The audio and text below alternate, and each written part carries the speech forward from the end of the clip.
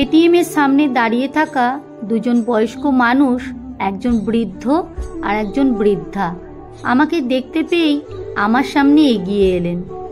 দেখেই মনে হচ্ছে ওনারা স্বামী স্ত্রী। আমিও টাকা তোলার জন্যই এটিএম এ গিয়েছি। আমি যাওয়ার আগে থেকেই ওনারা দাঁড়িয়েছিলেন। আমার সামনে এসে বৃদ্ধ মানুষটি বললেন, আমাকে টাকা তুলে দেবে বাবা? কেন দেব না, নিশ্চয়ই দেব। আমি টাকা তুলে দেব শুনে এটিএম কার্ডটা আর একটা কাগজে লেখা পিন নাম্বারটা পাঞ্জাবির পকেট থেকে বের করে আমাকে বললেন, নাও বাবা, চলুন ভিতরে চলুন, আমি তুলে দিচ্ছি। না না, আমরা বাইরেই দাঁড়িয়ে আছি, ও তুমি তুলে নিয়ে এসে দাও। সে কি, আপনি চলুন, আপনার টাকা আপনি যাবেন না, সেটা হয় নাকি? কেন হয় না বাবা, সব হয়, ও কিছু অসুবিধা নেই। সে বিশ্বাস তোমার উপর আছে।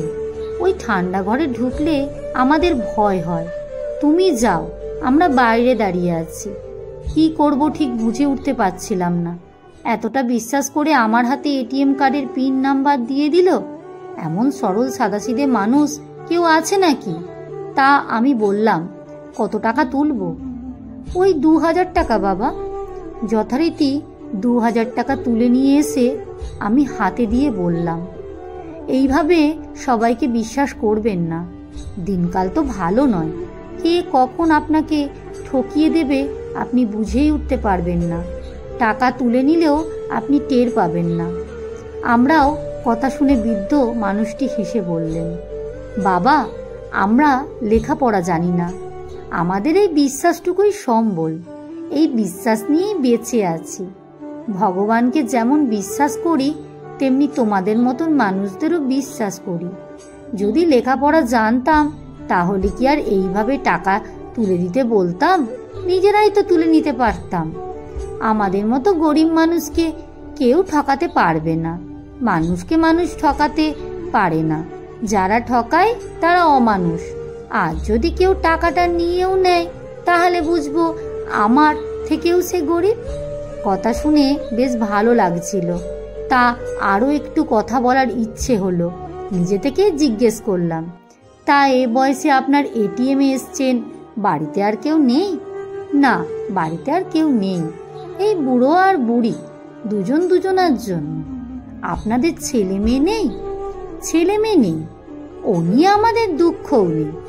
আমার গিন্নি তো কাঁদতো তখন, আমাকে বলতো খুব চিন্তা হয় বুড়ো বয়সে আমাদেরকে দেখবে। আমি গিন্নিকে বোঝাতাম, ভগবানের ওপর বিশ্বাস রাখো। ভগবান যখন জীবন দিয়ে পাঠিয়েছেন তখন তার জন্য ঠিক ব্যবস্থা করে রেখেছেন, শুধু বিশ্বাস করতে হবে। আমি তো লিখতে পড়তেই জানি না, আমার গিন্নি তবু নামটা লিখতে পারে। এই বয়সে এসে দুজনকেই দেখি, যেখানে যাই একসঙ্গেই বেরোই। আমি কথাগুলো শুনছি আর পাশে দাঁড়িয়ে থাকা ওই বৃদ্ধার দিকে তাকিয়ে আছি। বয়সের ভারে যেমন বৃদ্ধ অনেকটা ছোট হয়ে গেছে। ওনার বয়স যখন 70-72 তো হবেই। রোগাটে চেহারা, মাথা ভর্তি সিঁদুর। সে তুলনায় বৃদ্ধকে বয়সের তুলনায় একটু স্ট্রং বলেই মনে হলো। মনের জোরটা যে বেশি সেটা দেখলেই বোঝা যায়। এই বয়সে এসে ওনাদের ভালোবাসার ঘাটতি নেই। কতটা ভালোবাসা থাকলে এইভাবে বলা যায়। কিন্তু মনের মধ্যে একটা প্রশ্ন রয়েই যাচ্ছিল, গরিব মানুষ অথচ লেখাপড়া জানে না, এটিএম কার্ড তার মানে ব্যাংক অ্যাকাউন্ট তো আছে। ভাবি একবার জিজ্ঞেস করি। দেখি হঠাৎ করে বৃদ্ধার পকেটে থাকা মোবাইলটি রিং হচ্ছে। রিং শুনেই পাশে দাঁড়িয়ে থাকা বৃদ্ধা বলে উঠলেন, ওই বুঝি বাবু ফোন করেছে, ফোনটা ধরো। দেখলাম বৃদ্ধ পকেট থেকে কিপ্যাড দেওয়া মোবাইলটা বের করে ফোনটা লাউড স্পিকারে দিয়ে বৃদ্ধার মুখের সামনে ধরে বললেন, হ্যালো বলো। ফোনের ওই প্রান্ত থেকে ভেসে এলো একটা ছেলের গলা, টাকা তুলেছ তো? হ্যাঁ বাবা। ঠিক আছে, বাড়িতে যাও, তারপর আমি ফোন করছি। যাবার সময় ওষুধটা মনে করে নিয়ে নিও। ঠিক আছে, সাবধানে যাও বলেই ফোনটা কেটে দিল।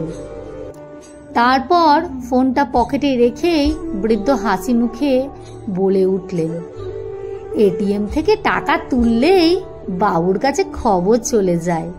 তারপর ফোন করে জিজ্ঞেস করে, আমাদের জিজ্ঞেস করে টাকা পেয়েছি কি না। আমি বুঝতে না পেরে জিজ্ঞেস করলাম, বাবুর কাছে খবর চলে যায় মানে? কার কাছে খবর যায়? এই যে একটু আগেই ফোন করলো, শুনতে পেলেই ও এখনই আমাদের কাছে ভগবান। প্রতি মাসে তো ওই টাকা পাঠায়। ব্যাংকে একটা বই করে দিয়েছে, বছর 10 আগে একটা ব্যাগ আমি কুড়িয়ে পাই। ওই ব্যাগের মধ্যে অনেক দরকারি কাগজ কুড়ি 1000 টাকা ছিল। আমি ব্যাগটা পাওয়ার পর থানায় জমা দিই। পরের দিন যার ব্যাগ, সেই ছেলেটি থানায় এসে ব্যাগটা নিয়ে যায় আর আমাদের সঙ্গে যোগাযোগ করে। ওটা ফিরে না পেলে ওর চাকরিটা নাকি আটকে যেত।